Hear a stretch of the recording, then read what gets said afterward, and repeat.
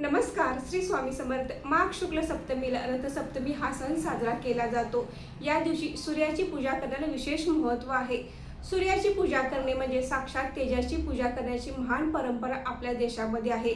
सूर्यदेव हे ऋषी कश्यप आणि त्यांची पत्नी आदिती यांचे पुत्र आहेत.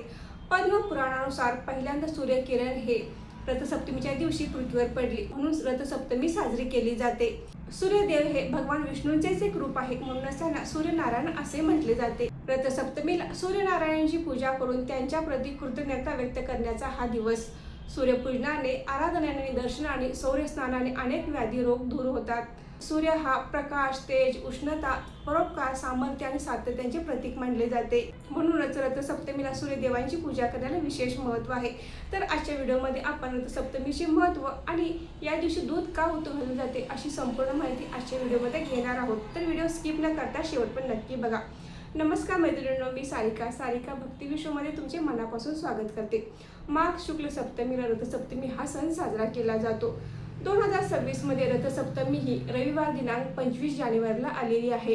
संक्रांतीपासून रथसप्तमीपर्यंत सूर्याचे पूजन, अर्चन, दान, धर्म, सूर्याला अर्घ्य देणे, गंगा स्नान केले जाते. रथसप्तमी हा सण सूर्याचे उत्तरायणातील मार्गक्रमण दर्शवतो. म्हणजे या दिवसापासून सूर्य थोडासा उत्तरेकडे सरकलेला असतो. रथसप्तमीला आपण सूर्यदेवांची पूजा कशी करावी, तर या दिवशी सकाळी लवकर उठायचं आहे आणि सूर्योदयापूर्वी स्नान करायचं आहे. त्यानंतर सूर्याला अर्घ्य द्यायचं आहे.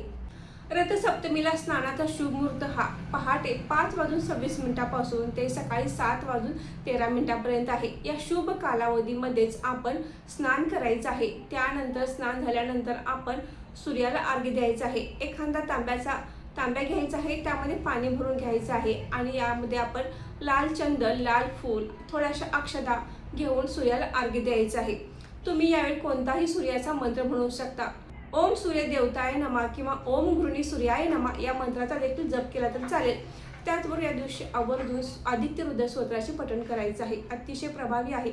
आवर्जून या दिवशी आदित्य हृदय स्तोत्र पठण करावे किंवा श्रवण करावे.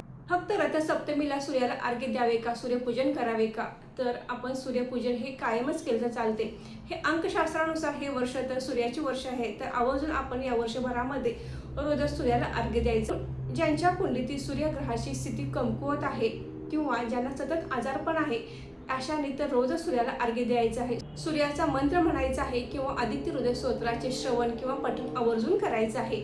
रथसप्तमीचा सगळ्यात महत्त्वाचा विधी म्हणजे सूर्याची पूजा करणे आणि दूध उतू घालवणे. तर या दिवशी आपल्या अंगणातील तुळशीजवळ आपल्याला सूर्यदेवांची प्रतिमा काढायची आहे आणि त्यांचे पूजन करायचं आहे. त्याचबरोबर तेथे चूल मांडून आपण दूध उतू घालवायचं आहे. संक्रांतीला आपण जो खण पूजनासाठी मातीची लोटके आणतो, त्यामध्ये आपल्याला हे दूध तापवायचं आहे, उतू घालायचं आहे. या दुधामध्ये थोडेसे तांदूळ, साखर आणि पांढरे तीळ मिक्स करून हे दूध टाकून उतू घालवायचे आहे. देवाला नैवेद्य दाखवण्यासाठी, त्याचबरोबर सूर्याला नैवेद्य दाखवण्यासाठी आपल्याला हे दूध उतू घालवायचं आहे. देवाला नैवेद्य दाखवल्यानंतर यातील जे शिल्लक राहिलेले दूध असेल ते आपण सर्वांनी चमच्याभर प्रसाद म्हणून घ्यायचं आहे. तुळशीजवळ जी आपण सूर्याची प्रतिमा काढली आहे, त्याला धूप, दीप, अक्षता अर्पण करायचे, फुले अर्पण करायचे आणि पूजा करायची आहे. यावेळी देखील तुम्ही आदित्य हृदय स्तोत्र आपण मोबाईलवर लावून ठेवू शकता. यूट्यूबला तुम्हाला आदित्य हृदय स्तोत्र मिळून जाईल. तर हे आदित्य हृदय स्तोत्र आपण लावून पूजा केली तरी देखील चालेल. ज्यांना अंगणामध्ये ही सर्व पूजा करणे, दूध उतू घालणे शक्य नाही, ते आपल्या गॅलरीमध्ये करू शकतात किंवा आपण आपल्या देवघरासमोर सूर्याची प्रतिमा काढून त्या ठिकाणी त्यांची पूजा केली तर चालेल. त्याचबरोबर आपण गॅसवर दूध उतू घालले तरी चालेल. आपण गॅसचे पूजन करायचं आहे. त्या मातीच्या लोटक्याची सुद्धा पूजा करायची आहे आणि थोडेसे उत्तरेकडे कललेल्या अवस्थेमध्ये हे ठेवायचे, कारण या दिवसापासून सूर्याची उत्तरायण सुरू होते.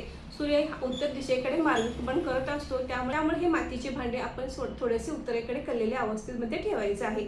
रथसप्तमीला सूर्याला अर्घ्य देणे, सूर्यपूजन करणे आणि दूध उतू घालणे हे तर महत्त्वाचे आहे. त्याचबरोबर आपण या सूर्याची 12 नावे घेऊन 12 सूर्यनमस्कार देखील घालायचे. त्यानंतर आदित्य हृदय स्तोत्र, सूर्यकवच, सूर्य अष्टकम यांचे देखील पठण वा श्रवण करायचे आहे. सूर्यदेव हे रथामध्ये बसलेले आहेत. या रथाला 7 घोडे आहेत. हे 7 घोडे म्हणजे आपल्या आठवड्यातील सप्ताहातील 7 वारांचे प्रतीक आहे. त्याचबरोबर या रथाला 12 चाके आहेत.